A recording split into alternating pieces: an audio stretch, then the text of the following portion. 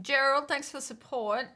He just upgraded to the i9-10900K, and I'm torn what GPU to upgrade to, the 3080 or the 6800 XT.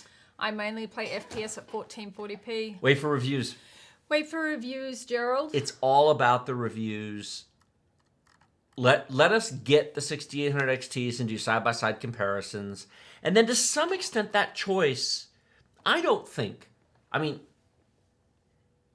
obviously put their best foot forward on the charts. But so did NVIDIA with their launch. Yeah. From what I've seen today and from what I've seen playing with the 3080, my feeling is that the 3080 and the 6800 XT are within 10% of each other, plus or minus depending on the game. 10% plus or minus is a nothing difference. Turn off the frame rate counter and you'll never notice a 10%. Whatever. Sometimes it'll win, sometimes it won't. Here's the question. Do you value 16 gigs of VRAM versus 10 for the longevity?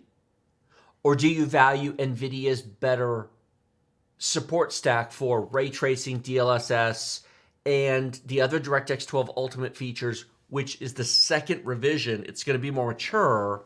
Exactly. This is AMD's first go. AMD has those features, but they're not. They're the first go around. They're the first go around.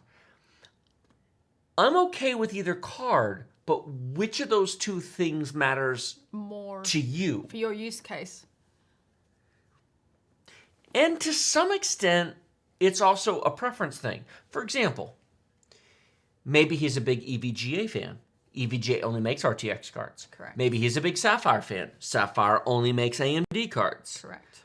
So there's a lot of things that don't have anything to do with the chips. They have to do with the ecosystem and what his preference is. Exactly.